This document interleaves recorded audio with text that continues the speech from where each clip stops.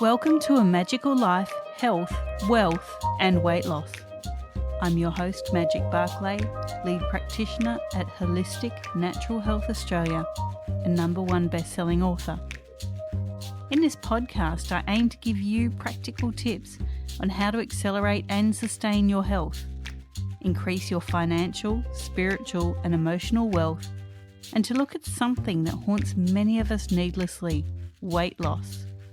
In some episodes, I'll have guests available to give you even more tips, but in others, the floor is yours. Drop us a line at A Magical Life Podcast on Facebook and let me know what you would like to know more about.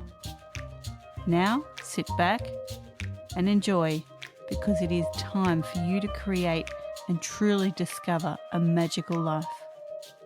Welcome back to A Magical Life. I'm your host, Magic Barclay, and I'm joined today by the gorgeous Summer. Summer is one of my coaches.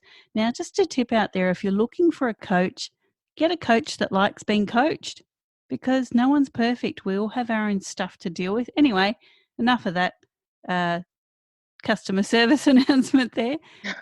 Introduce Summer, my lovely coach. Now, Summer is passionate about helping women all over the world to connect to their inner wisdom so that they can use their innate compass to navigate life's many possibilities and make rock-solid decisions for their highest good, living a life of love, fun and joy. Summer is an international best-selling author featured in Elevate Your Life, and for the past 5 years has professionally been helping people raise their power within, achieve their dreams, and have more love in their lives and create a life that they're actually excited about.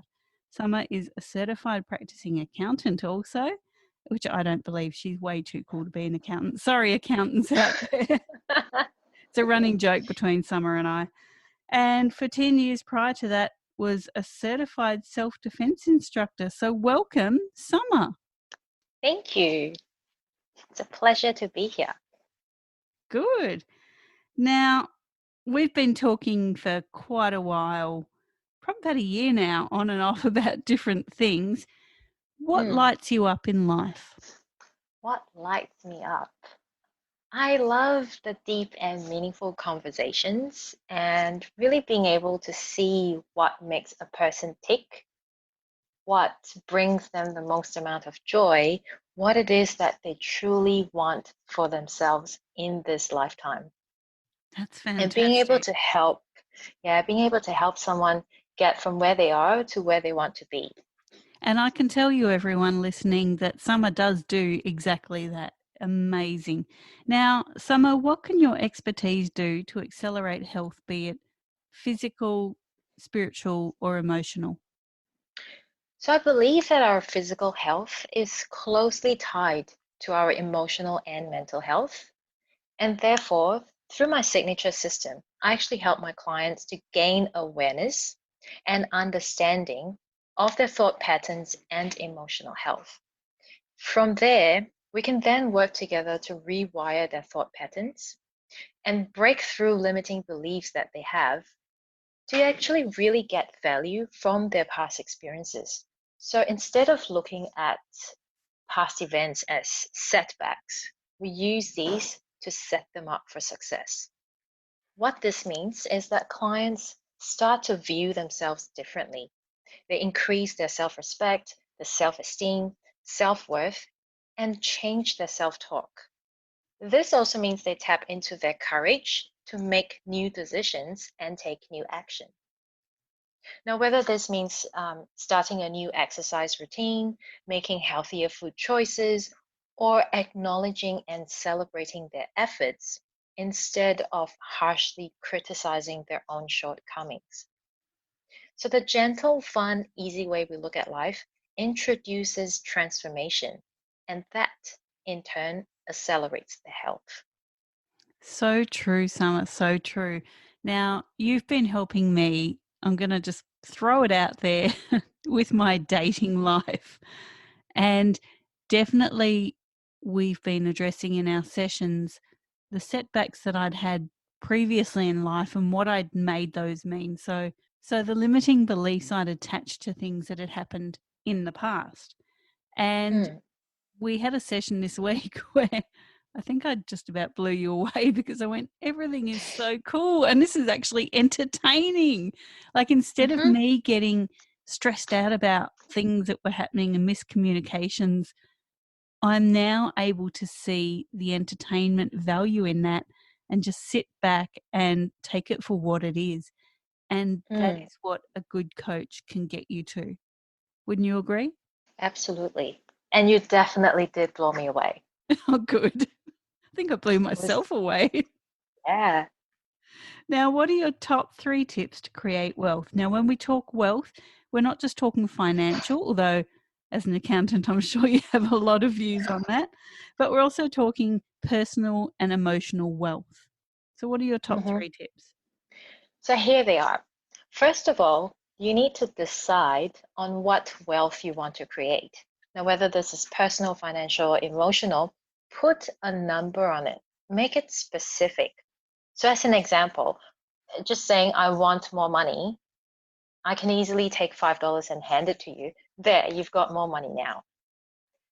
Make it more specific. Is it 5 grand you want? Is it $10,000 next month? Put a figure on it.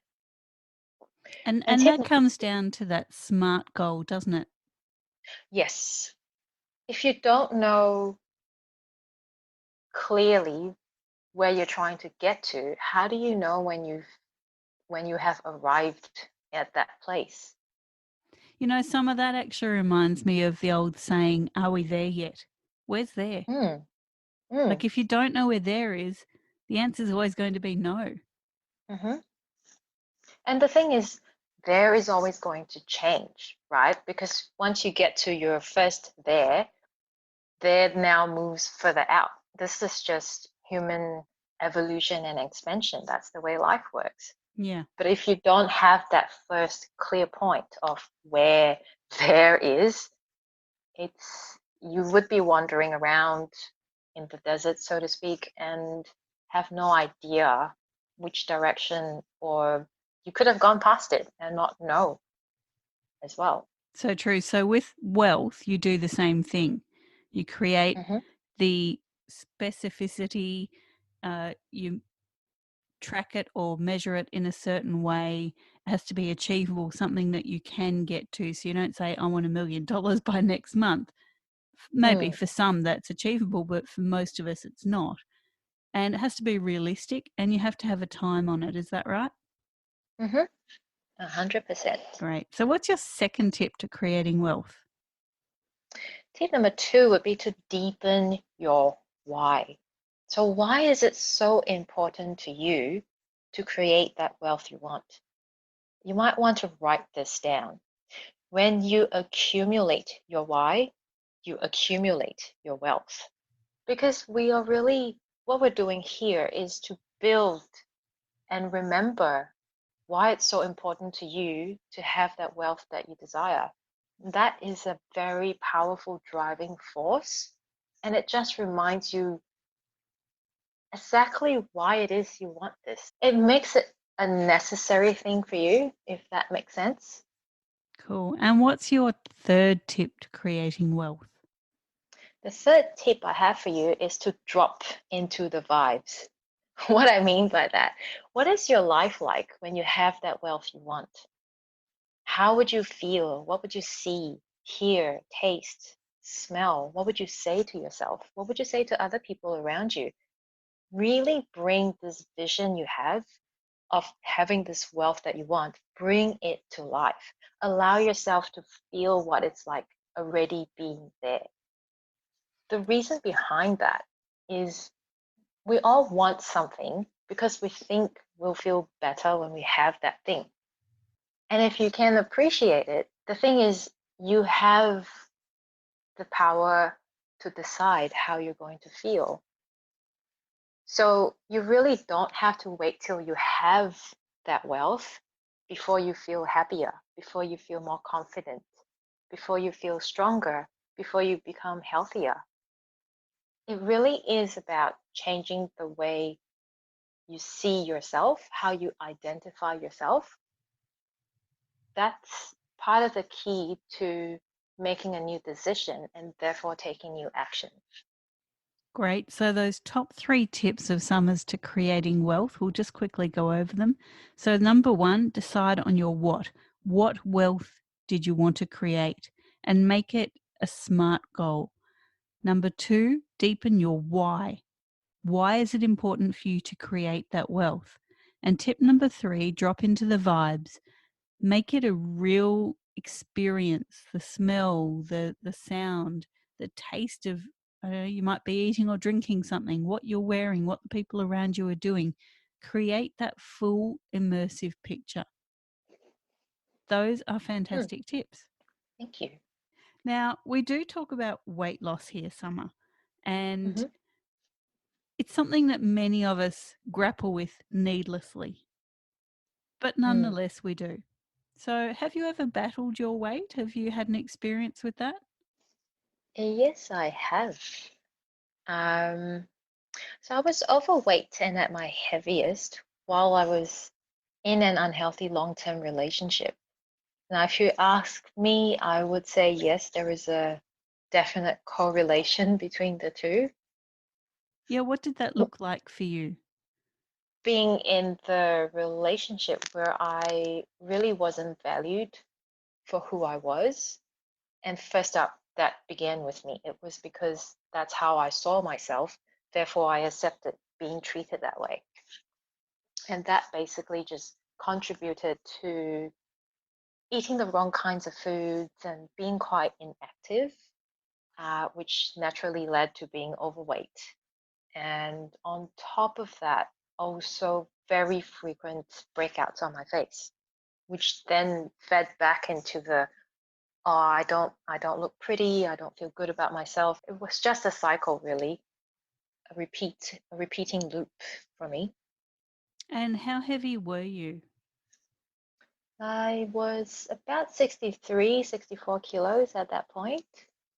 Right, so to give you all an idea of Summer, she's not a very tall person. Probably why I gravitated to her because I'm very short. But quite a slight frame. So that weight for you was a lot.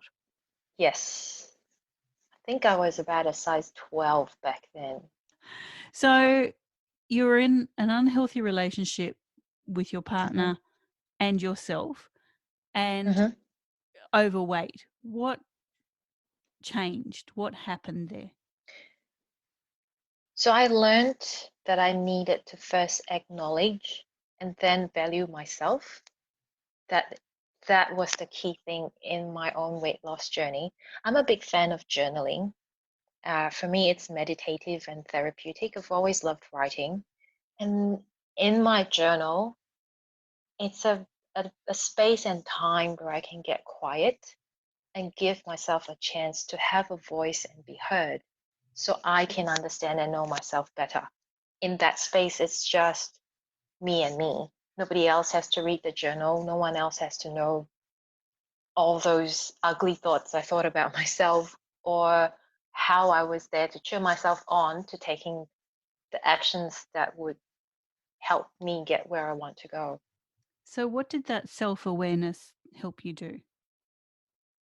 So, with that self awareness, I was then able to make the decision to change my habits and then follow on with taking action. What I did was I started attending self defense classes 2 to 3 times every week.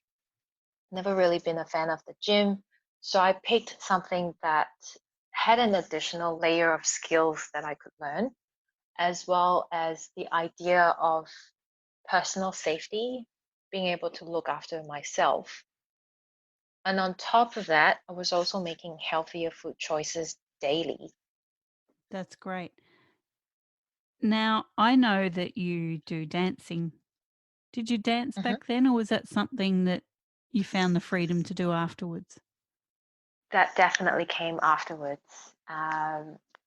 I would say, quite honestly, I wasn't a very confident person. When I stepped into the self defense realm, it was completely foreign to me. Never thought I would even throw a punch, much less try and fight off a guy who's twice my size, and go on to become instructor. That was a whole journey in itself. Learning self-defense and learning that I am able to look after my own safety if the situation arises, then gave me the confidence to tackle something that I've always been curious about, which is dancing. Growing up in a Chinese family, I've always thought, not that my parents made it explicitly clear, but in my little child's mind, I've always thought it's okay to do folk dancing or Chinese dancing, but nothing like Latin dance where you're, you know, not exactly covered up very much and doing all kinds of sexy moves on stage, or even if not on stage, just with someone from the opposite gender. I think I saw it as a no, no, no, good girls don't do that type of thing. So to be able to step into that space and explore that and give myself permission to just have fun and play with Latin dance was definitely very freeing.